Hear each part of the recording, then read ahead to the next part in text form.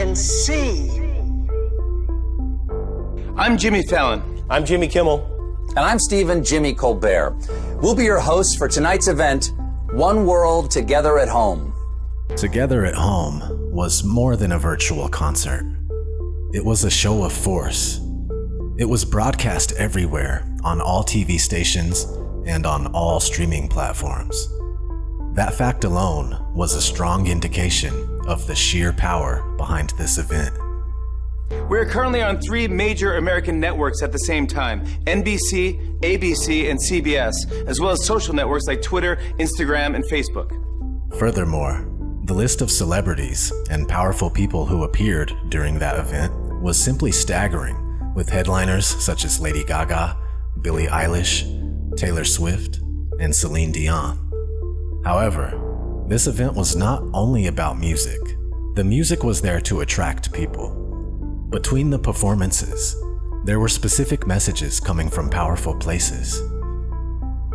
Ladies and gentlemen, the woman who put this entire evening together, Lady Gaga. Let's not kid ourselves here. Lady Gaga was the face of the event, but she was not the engine behind it. Together at Home was a massive PR campaign from the World Health Organization and the entire elite system behind it. Lady Gaga was put at the forefront of this event because her face and her name sell more than the face and the name of Tedros Adhanom Ghebreyesus, the Director General of the World Health Organization. For the same reasons, countless celebrities were enlisted to say specific messages because celebrities are the best vehicle to transmit messages from the elite to the masses. The logo itself sums up the message of the event. The hands of those in power keep people inside their houses. At the top, the words "One World," basically a call for a global government. One world order. While the event was meant to be comforting, there was something eerie about seeing countless celebrities with a somewhat spaced out look on their faces repeat the same slogans, chant the same mantras, and sing the praise of the same powerful organizations. Here are some of the messages communicated throughout the event. Creating a COVID culture. The most obvious and annoying aspect of Together at Home was its celebration of the COVID culture. Indeed, in the past 2 weeks, we've seen media doing its best to normalize a world where confinement, isolation, and video conferencing were the new norm. While social distancing is supposed to be an extreme and very temporary emergency measure to prevent the spread of a deadly disease, Together at Home appears to be promoting it as a long-term way of life. The usage of video conferencing is constantly promoted for everything. In the sad world that is presented in Together at Home, all aspects of life, including arts, family, business, and education, can be fulfilled through video conferencing. In their new world, human connections depend on an internet connection. It seems they want all human communications to be recorded and monitored. Teaching children through screens was not portrayed as an emergency, last resort measure.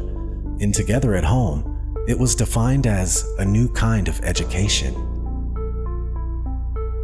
Teachers are finding new and creative ways to educate. This is a brand new way of teaching for me, and I'm sure that this is a brand new way of learning for you. I'm making it a casual Friday with my unicorn onesie.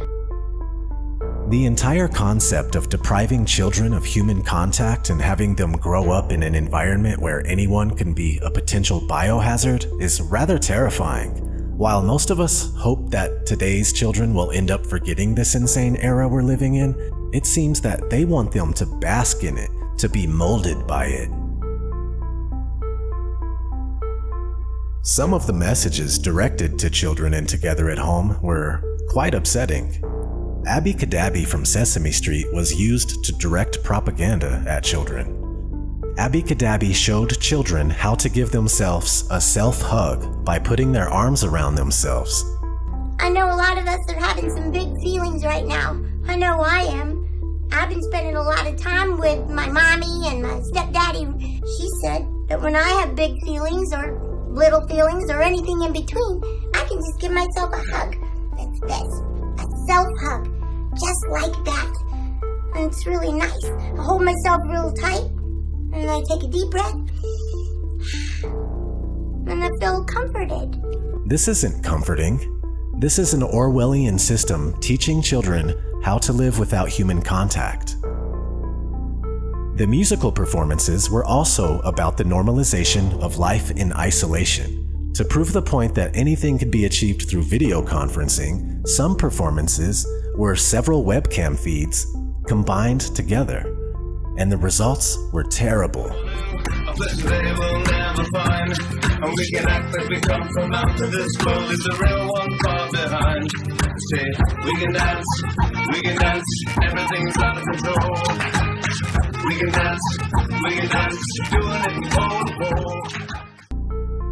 In one performance, Maluma was outside singing while the guitarist was in a basement somewhere else. There was absolutely no chemistry or synergy in these performances. There was no soul. What you want? Now you can't always get what you want. But if you try sometimes. Each individual was completely disconnected from the other. In some ways, these performances perfectly illustrated how we as humans are disconnected from each other due to COVID-related restrictions. And that's kind of what they want.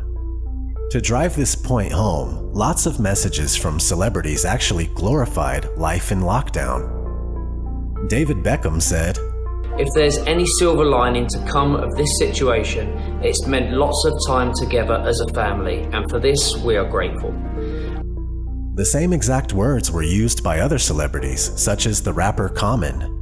Very grateful to be here with Global Citizen and the World Health Organization. I stand here before you as an American, as a child of God, as a black man, and as a citizen of the human race. And I can say that no time in my life have I been so inspired and so grateful to be a part of the human race. They're trying to put a positive spin on the forced lockdown of the entire world. Amy Poehler said, "For the past few weeks, many of us have been struggling to shelter at home. Imagine if you didn't even have that option.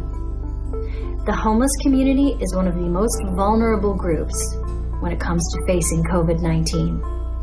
Interesting fact, the words lockdown and confinement were never used during the broadcast. Instead, the expression sheltered at home was used. Why? Because confined implies coercion from an outside force, while sheltered conveys warmth and protection. That's how far they're willing to go to manipulate minds and perceptions. Also, one must love the fact that millionaires and billionaires are telling hardworking citizens that at least they're not homeless. So why are these celebrities promoting a confined at home way of life?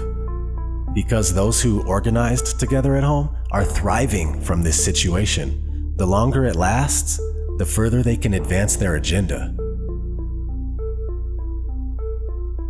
Promoting the global elite. The main goal of Together at Home was to put at the center stage powerful elite organizations that work at an international level, beyond national borders, such as the World Health Organization and the United Nations. They're telling people, we're taking charge of this situation. And Together at Home came at a very convenient time for the World Health Organization, which was under fire by several governments for its odd handling of the pandemic. The most damning accusation, the World Health Organization actually lobbied against travel bans from China at the beginning of the outbreak, back when it could have stayed in China.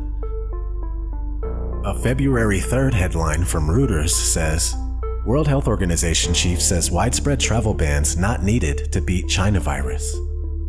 A recent headline from Sky News about China actually using the World Health Organization to open Australia's borders says, China used the World Health Organization in a bid to open Australia's borders. So, after actually facilitating the spread of the virus outside of China, the WHO is now using Together at Home to push its policies. But who exactly is WHO? Here are its top 10 biggest contributors. Since the United States recently suspended its payments to the WHO, the organization's biggest contributor is now the Bill and Melinda Gates Foundation. Another major contributor to the WHO is the Gavi Alliance, formerly the Global Alliance for Vaccines and Immunization. Both of these organizations are also a part of ID 2020, an organization that is advocating for the use of vaccines to implement a global digital ID system using tattoos or microchips. Of course, Bill Gates had to be in Together at Home. To present him, host Stephen Colbert said, Right now, one of the most difficult things about our current ordeal is that we don't know how long it will last. At times like this, I'd turn to one of the smartest guys I know.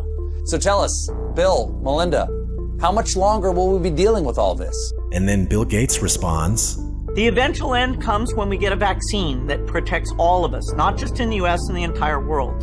There's a lot of vaccine candidates that we're backing, and I'm optimistic by late next year, one of those will come out. And we need to make sure that gets out to everyone in the world. In other words, no freedom without a vaccine. This theme is repeated by several people throughout the broadcast.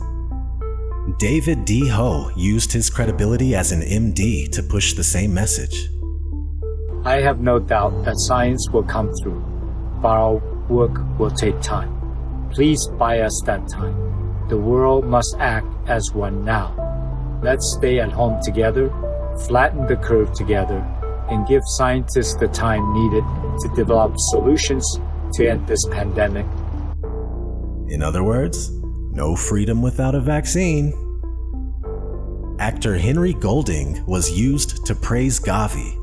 He says, The organization is also working to make sure that once a vaccine is ready, it will be available to anyone who needs it. Thank you to all the scientists and researchers working to keep all generations safe from COVID-19. Throughout the event, the messages were so repetitive and carefully worded that we were basically swimming in neuro-linguistic programming. While most messages began by thanking healthcare workers because they needed something that everyone could agree on, the messages quickly moved to the subtle promotion of a global government through the use of specific phrases. The Director General of the World Health Organization had a word to say. Today, we come together as one to express our common humanity. COVID-19 has taken so much from us, but it has also given us unique opportunity to put aside our differences, to break down barriers. I want to thank Lady Gaga, the many artists and humanitarians, global citizen, my friend Hugh Evans, and the United Nations for bringing us together as one world, together at home. Other figures from the United Nations had similar messages. The United Nations Secretary General also addressed the world. Gutierrez said, Together, we will defeat this virus and rebuild a fairer world as united global citizens and United Nations. Michelle Obama and Laura Bush appeared together with a globalist message. They said, Tonight, we stand with the people of the world. The coming days will not be easy, but this global family of ours is strong. Of course, Oprah had to be there. And if you couldn't guess, her message was in line with everyone else. Tonight, we stand as one world, united in our fight to rid the world of this disease. All these people are saying the exact same thing. They're using New World Order, One World Order buzzwords. Promoting mega corporations and organizations. Together at Home promoted several mega corporations that happen to be tightly associated with the global elite. Disguised as "thank you for your support" messages, these promotional ads actually glorified some of the most powerful organizations on Earth. Not only do they completely dominate their respective industries, but they also take part in elite gatherings such as the Bilderberg meetings and the World Economic Forum to shape global policies.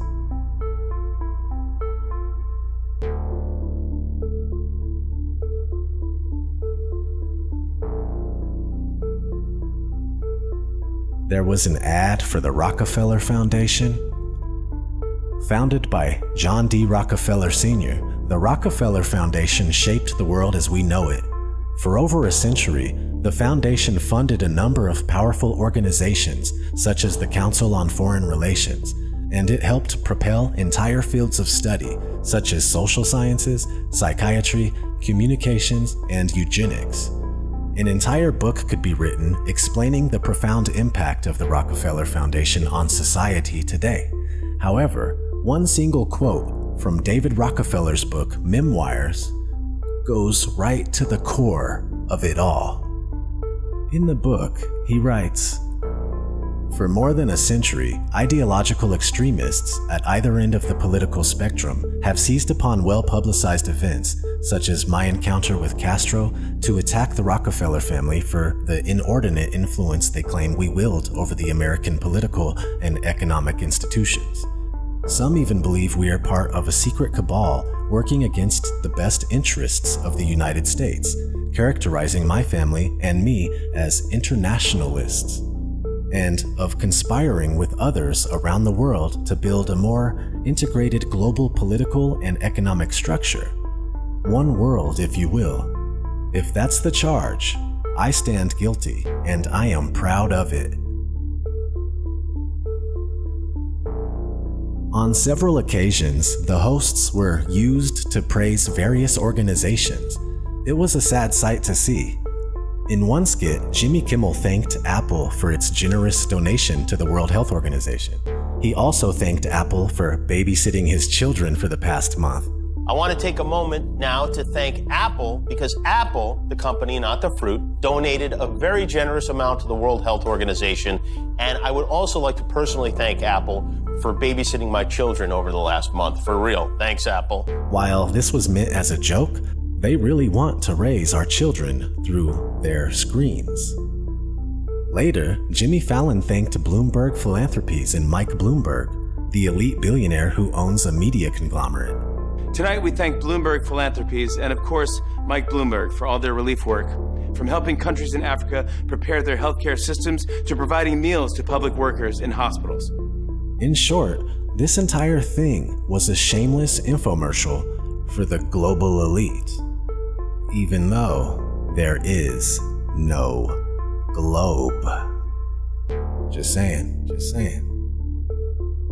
In conclusion, Together at Home brought in audiences using Billie Eilish, Taylor Swift, and Lady Gaga. But it was much more than a concert. It was the global elite rearing its ugly head and using its celebrity puppets to sing its praise. It was also about celebrities telling the masses to embrace their lives confined at home. Sorry, I meant sheltered at home, and to accept a new normal. This event was tailored for the World Health Organization in order for them to take center stage during this crisis. I did air quotes because you can't see me, but air quotes. Crisis. So they can allow their contributors, such as Bill and Melinda Gates Foundation, to gain positions of authority. They are directing humanity towards the one world order, quick, fast, and in a hurry. The little bit of privacy and rights we still have left are quickly being undermined in order for the elite's ultimate dream to become a reality. The one world system that we are now entering will be the end of any and all freedoms that we once held near and dear to our hearts. If that makes you upset, remember, you can always give yourself a self-hug. This has been ODD TV. Thanks for watching. Kill the programming and never sleep again. Take care.